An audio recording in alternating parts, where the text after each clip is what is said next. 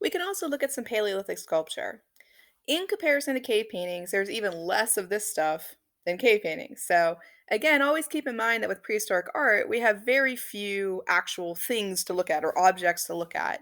There's just not much of it for obvious reasons. When you're moving around as a nomadic people, you're probably not stopping a lot and thinking about making art, right? It's just not high on your needs list, which feeds into looking at these sculptures. Notice that these sculptures are smaller objects. I know it's maybe hard to get a little bit of scale, but they're really the size of a hand typically. So hold your hand up to the screen, right, in front of the bison, and that's about how big these objects are. So they're usually handheld objects, something that's not very large. For obvious reasons, they have to be portable.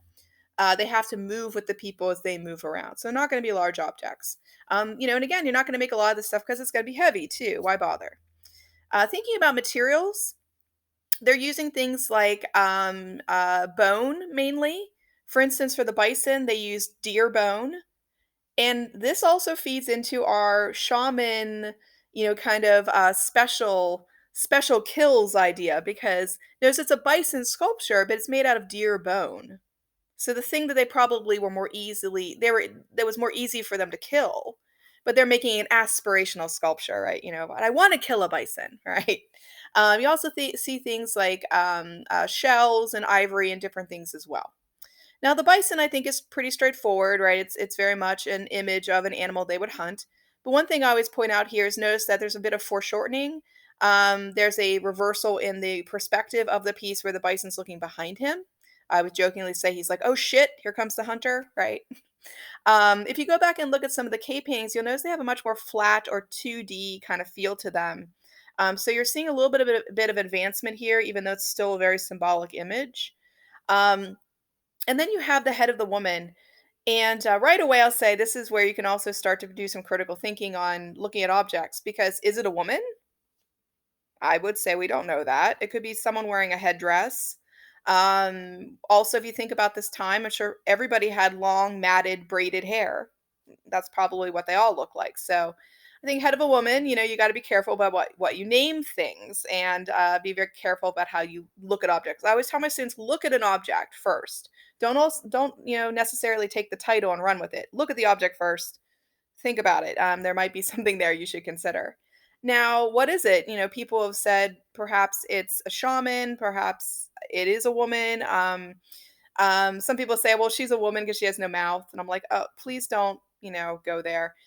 Um, again, that's a little bit of pop psychology and doesn't really, I think, transfer. We shouldn't use those kind of theories. But again, we don't really know what this person is. I would say that if I had to think about the mouth aspect, I would think maybe she's a shaman or it's a shaman because they see, they don't speak. They're seers, right? So perhaps that's a way of communicating, that. You also can use Occam's razor and say maybe the person making this, was interrupted and never finished it. Sometimes maybe it's just the simplest answer, like, they got called away and killed by a bison, right? Never finished it up, so no mouth, right? But these are some examples of Paleolithic. Of course, I'm going to show you the most famous Paleolithic sculpture, which is the Venus of Willendorf. Let's start first with the title. Venus, of course, is the Roman goddess of love. So right there, we should go, wait a minute, scratch that, start over. But I give you the traditional title because I want you to think about it, about how later art historians come along. Art history is really born in the 1800s, and it's mainly a French and German discipline. And they're very heavily influenced by the classics, the Greeks and the Romans, the Greco Roman world. So they have this tendency to name things after goddesses and such. And today we just have to sort of go, oh, how romantic you are, because the 1800s, by the way, was part of the Romantic period. Right? Oh, how romantic. And go, well, she's not Venus. She's not a goddess of love. She's the woman of Willendorf. Let's just be simplistic. But again, people use both titles. It's up to you how you want to examine it. I learned it as Venus back in the 90s when I went to college, Um, but of course, Woman's Day is, I'd say, a much more updated PC way of thinking about this. So, yeah, I think you need to know both sides of that story. She is the oldest example of human sculpture. She is the first representation of humans that's made as a sculpture. So she's very important to us in our journey through art history. And what we think she was meant to represent is fertility. for obvious reasons. I mean, just look at her. I don't think I got to say much. Um, but here's where the symbolic argument comes in. Some people wonder whether she's an exaggeration of femininity. She's an exaggeration of the qualities of motherhood. The childbearing hips are a little wider than necessary. The breasts are a little bigger than necessary to really make you go, oh, okay, I understand what this object is. So I don't know if I would say she's a true representation of a female from this time, because again, they weren't into realism. I think she is a symbolic rendering of female fertility and the needs of the tribe to have that. Which leads me to why we think she was made. Many people think she was like a talisman that was made for women who were having a hard time conceiving children. Because we assume that your worth in a tribe would drop rather drastically if you were not able to conceive and bear children. What is your worth then as a woman, essentially, to the tribal culture and structure? It probably was much less. We actually think women were divided into two categories: breeders, people who very easily got pregnant, and helpmates or caretakers. The people who took care of the children, so the breeders could keep breeding. Essentially, we might be appalled by this structure, but to them, there would have been a necessity of keeping the tribe alive, especially when their mortality rate would have been very, very high. And only with like 35, 40 people in your tribe, you got to make sure you're still keeping those numbers up so your tribe doesn't dwindle out and die.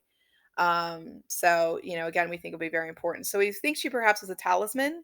Again, she's about as big as your hand, so hold your hand up. That's about how big she is, right? She looks really huge, of course, probably on your screen, but she's really a handheld object, as we said, something you could take with you. Now, where we think she's a breeder, also, if you look at her little arms, they're sitting on top of her breasts. They're not easy to see at first. I would say she looks like she has acorn boobs. Um, but they're these tiny little twig-like arms that sit on top of her breasts, which seem to indicate she was not a caretaker of children. She was a procreator. She made children, right? And then we think it's also a talisman because there's no face. We don't think this was meant to be a violent thing or any kind of thing of domination. The nubbiness on the face was actually carved. It was intentional. And what I think it means is it wasn't meant to be any particular woman. Again, it's meant to be a symbolic piece of all womanhood. So it's a very interesting little piece. Again, the first representation of humans. Cool stuff. As I mentioned with the Mesolithic, this I don't really have much to say about it besides it is a transition period. There's not a lot of art from this period, so we won't belabor the point. I gave you this Far Side cartoon. If you've never seen Far Side, it's kind of from my youth. It's really funny stuff. And Gary Larson, he always tried to do a lot with science and art and put this kind of funny spin on it. And I love this cartoon because I want you to think about the fact that these transitions were very slow transitions. I always jokingly say glacial, but bump, right?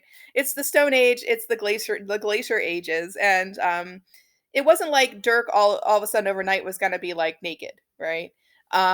These changes took time. I mean, the Mesolithic period was thousands and thousands of years long. About 15,000 to about 4,000 BC. I mean, it's a huge amount of time. I can't even fathom it. So, keep in mind that these transitions will take a while. It's not something that happens overnight.